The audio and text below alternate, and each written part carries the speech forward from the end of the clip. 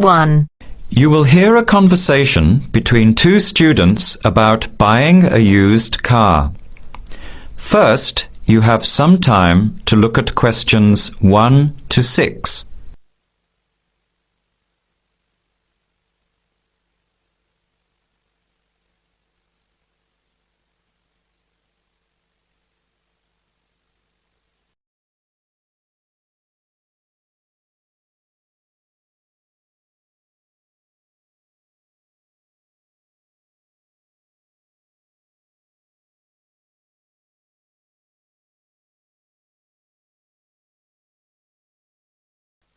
Now, let's begin.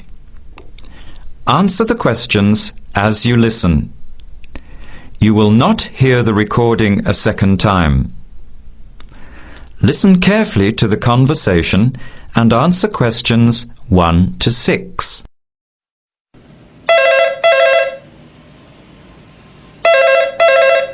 Hello, Hello, can I speak to Eleanor, please? this is Eleanor speaking. Hi, my name is Jan. I'm calling about the car that was advertised on the notice board in the Student Union building. Is it still for sale? Yes, it is. Your ad says it's a 1985 Celica, in good condition.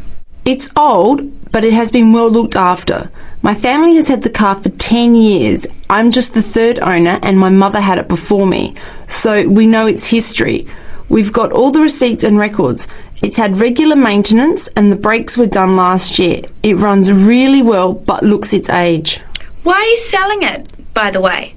Well, I'm going overseas next month to study. I'll be away for at least 2 years, so I have to sell it. Unfortunately, it's been a good car. You want $1,500, is that right? I was asking $2,000, but since I need to sell it quickly, I've reduced the price. Would you like to come and take it for a drive?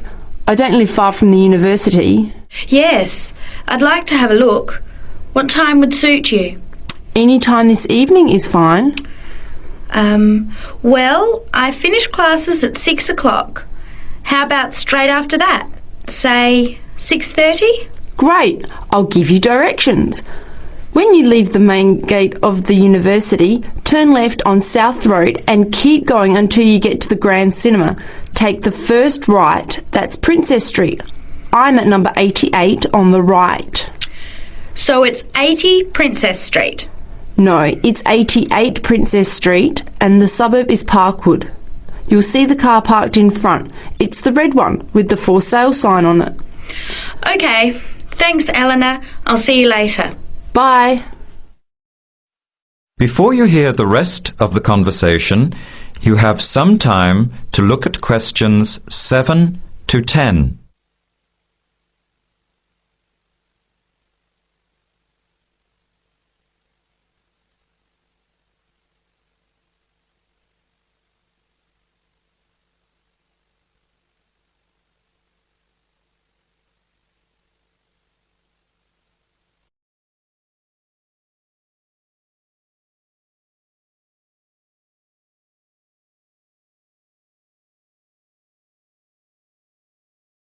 Now listen carefully and answer questions 7 to 10. Later that day, at the university, Jan meets up with her friend Sam and tells him about the car. Hi Sam, Hey Jan, what's happening? I'm glad I ran into you. I've decided I have to get a car. You're gonna buy a car? Do you really need one? I'd probably still be driving except that my car broke down last year. Instead of getting another one, I just moved closer to the university and went back to riding a bike. Better for the environment, better for my health, and I save a lot of money. Did it really cost that much? Well, when you think of registration, insurance, rising petrol costs, parking plus maintenance and repairs, it adds up. I know it's going to be expensive, but I really need my own transportation. It takes half an hour by bus each way to university as it is. But now I'm working at night in the city. There's no way I want to hang around waiting for a bus late at night, then walk 3 blocks home alone. Hey, I think you've got a point there. So what kind of car are you looking at? It's an 85 Celica, same kind as I used to have. The owner's asking $1,500. That's pretty old. How many kilometres has it done? You know, I forgot to ask. I'll have to check tonight when I go see it. Would you be able to come with me to have a look at about 6:30? Sure, I'll come, but I don't know a lot about cars. I do know one thing, though. I wouldn't buy an old car without having a mechanic look at it first. That's a good idea. But won't it cost a lot? Not really. You can get a check done through the Automobile Association for $80, and it comes with a report on the condition of the car. It can save you a lot of money in the long run. I'll keep that in mind. So we have to get to Parkwood at 6:30. Do you want to take the bus? It goes straight down South Road every 15 minutes. Or maybe we could walk. I don't think it's that far. Actually, I could borrow my roommate's motorbike for an hour or so. He's working all evening in the library. Do you think he'd mind? No way. He owes me a favour or two. Okay, great. See you at 6, outside the student centre. That is the end of part 1. You now have half a minute to check your answers.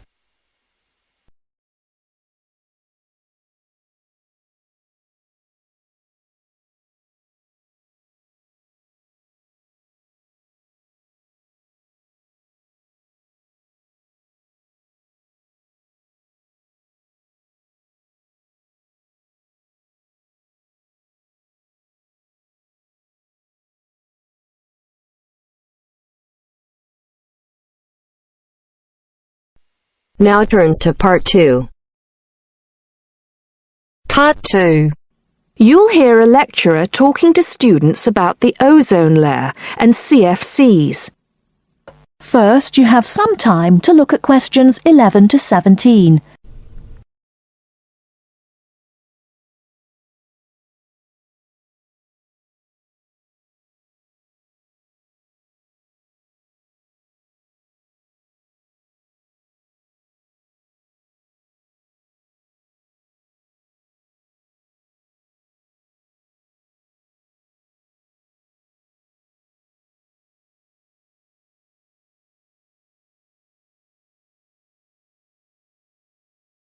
Now, listen carefully and answer questions 11 to 17.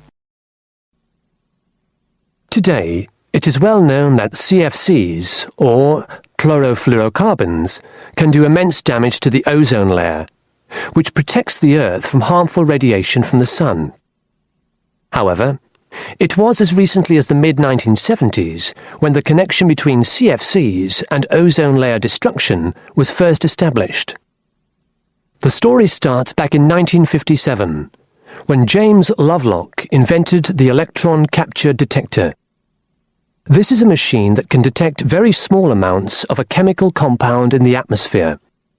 Indeed, using the machine, it was Lovelock who was the first person to detect the widespread presence of CFCs in the Earth's atmosphere. In 1973, Lovelock, on a research trip which he'd funded himself, measured the amount of CFCs in the atmosphere in the Arctic and in Antarctica, but unfortunately came to the wrong conclusion that CFCs are not harmful to the environment. Following on from this work, though, in 1974, Sherry Rowland and Mario Molina published the very first scientific paper on the connection between CFCs and ozone depletion.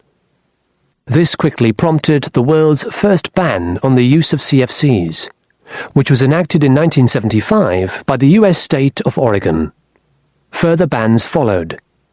In 1978, the United States and several European countries banned the use of CFCs in spray cans. CFCs were still allowed to be used, though, for refrigeration and in solvents. It was in the mid-1980s that scientists in Antarctica observed a huge depletion in the ozone layer above them, often called the hole in the ozone layer. This led, in 1987, to the signing of the Montreal Protocol, which called for further reductions in the production and use of CFCs, and then, 2 years later, to a European Union agreement to ban the production of all CFCs by the end of the century. Before you hear the rest of the talk, you have some time to look at questions 18 to 20.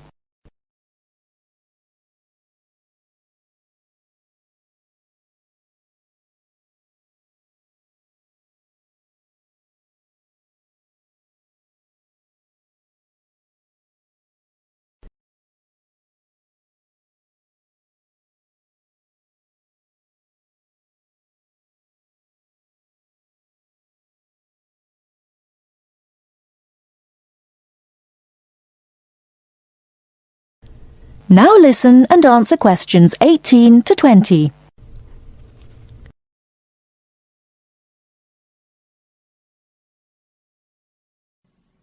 So why exactly are CFCs so harmful? One of the reasons CFCs were so popular in the production of solvents and refrigeration coolants is that they are unreactive. That is, they don't react easily or at all with other chemical compounds. It's this property, however, that also makes them dangerous. Because they are unreactive, it's very difficult for them to be broken down. This gives them a long lifespan, more than 100 years in some cases, and allows them to rise into the upper levels of the atmosphere, the stratosphere, unchanged. There, ultraviolet radiation from the sun starts to break them down, freeing the chlorine atoms from the CFCs. It's this chlorine that helps destroy the ozone there. That is the end of part 2. You now have half a minute to check your answers.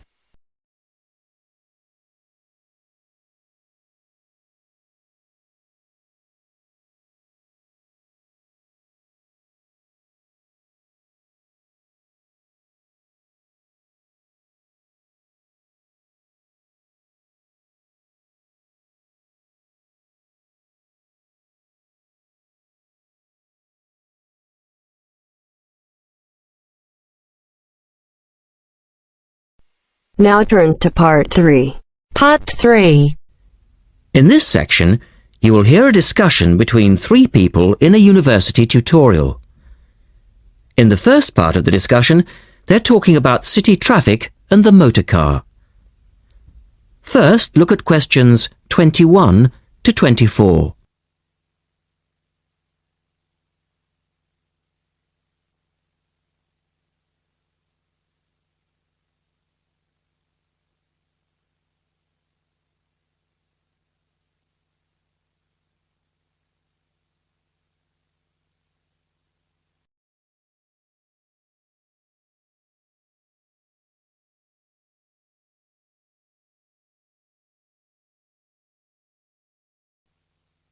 Now listen to the first part of the discussion and answer questions 21 to 24.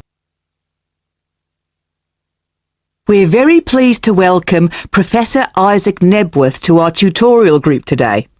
And he's come to share one of his pet passions with us, city traffic and our Western dependence on the motor car. I believe questions are quite welcome throughout. Thank you. Well, I know you're all very familiar with the superhighway here in Melbourne, but do superhighways automatically lead to super wealth, as our politicians would have us believe? I think not. Can you give us an example of what you mean exactly? Sure. Well, by continuing to encourage this dependence on the motor car, we simply create more congestion and more urban sprawl. And you can see that here in Melbourne, right under your nose. Excuse me, I would just like to say that I feel the sprawl is part of the city. The freeways mean people can enjoy the benefits of living away from the centre on larger blocks with gardens, but still be able to drive back into the city centre for work or entertainment. Well, I'm not convinced that people want to do that. And is our money being well spent? It may be okay for you now, but come back to me in 5 years' time.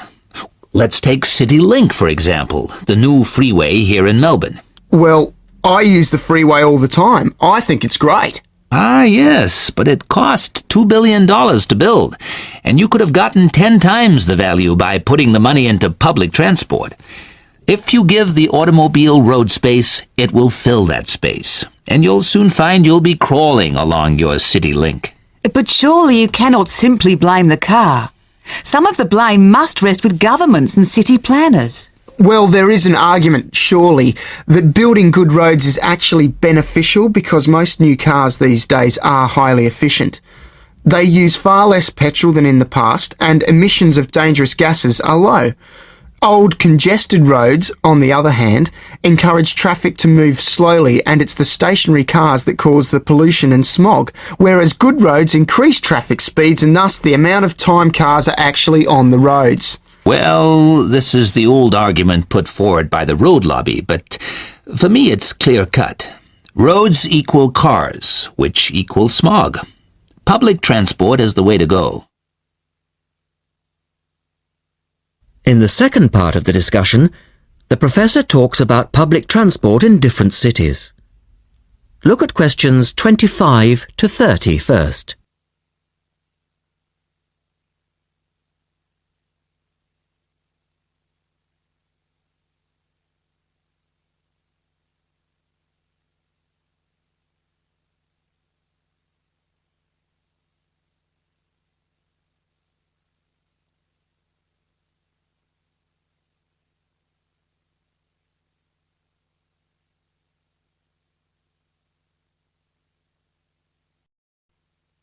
As you listen to the discussion, complete the questions about public transport. Now listen carefully and answer questions 25 to 30.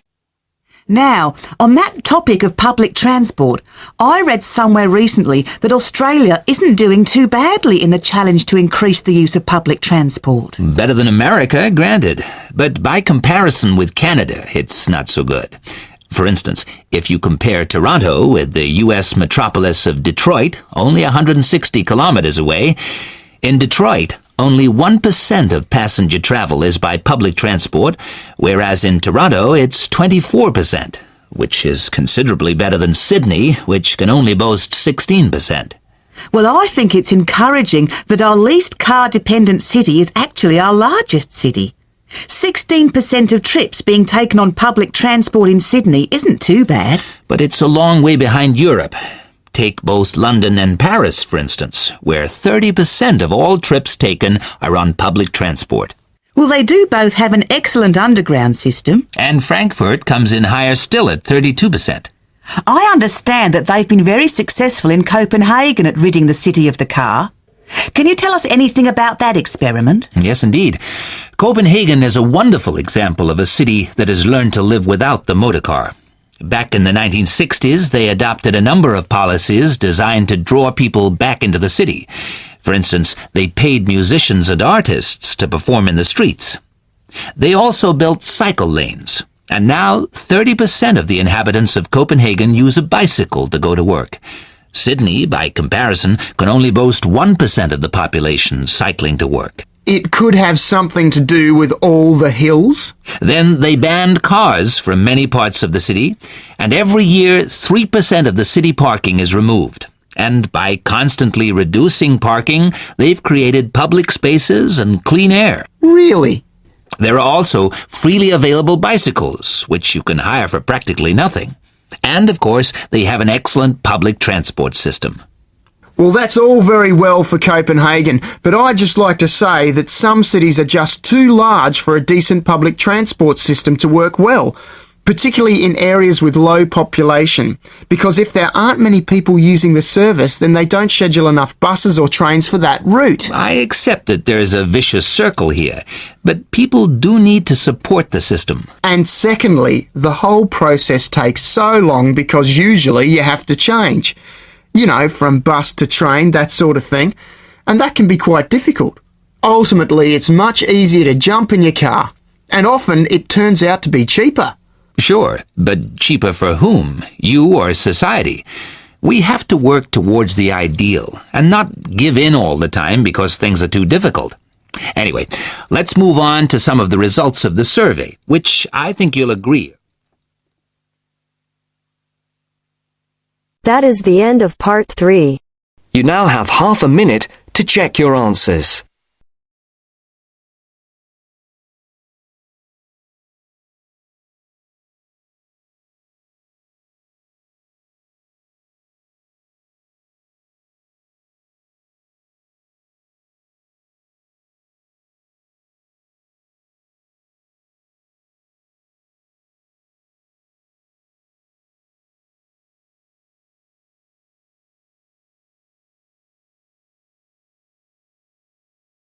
Now turns to Part 4.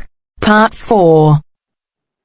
You will hear a postgraduate psychology student talking to other students about a job satisfaction study he has investigated.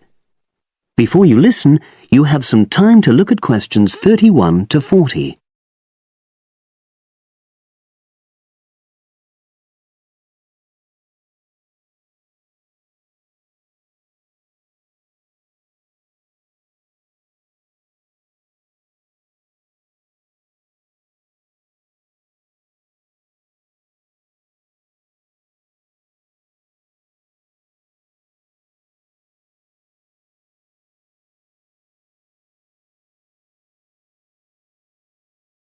Now listen and answer questions 31 to 40. Good morning, everyone. For my presentation today, I'm going to report on an assignment that I did recently. My brief was to analyze the methods used in a small study about job satisfaction, and then to make recommendations for future studies of a similar kind. The study that I looked at had investigated the relationship between differences in gender and differences in working hours and levels of job satisfaction amongst workers. For this purpose, employees at a call center had been asked to complete a questionnaire about their work. I'll summarize the findings of that study briefly now. First of all, female full-time workers reported slightly higher levels of job satisfaction than male full-time workers. Secondly, female part-time workers reported slightly higher levels of satisfaction than female full-time ones did.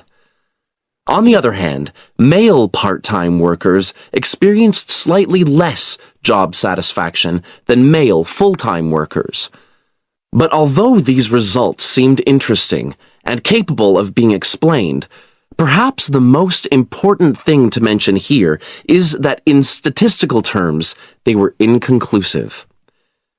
Personally, I was surprised that the findings hadn't been more definite, because I would have expected to find that men and women, as well as full and part-time workers, would experience different levels of satisfaction.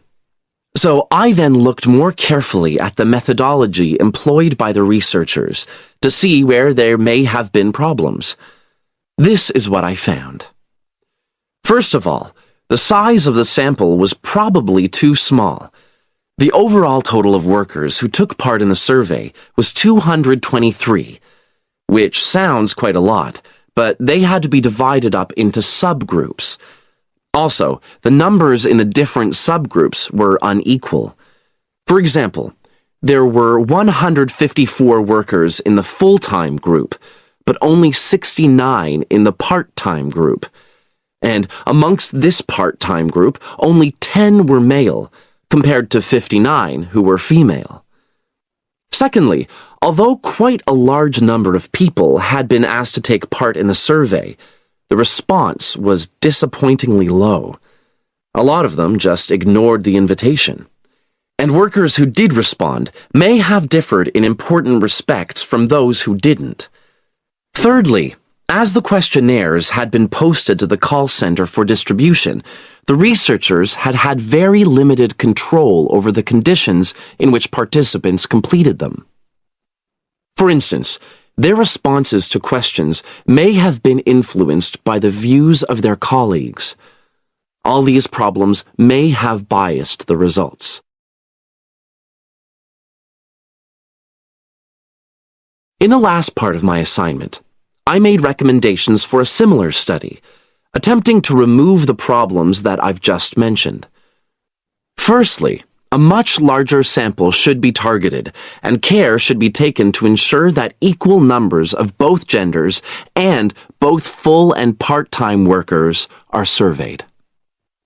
Secondly, the researchers should ensure that they are present to administer the questionnaires to the workers themselves.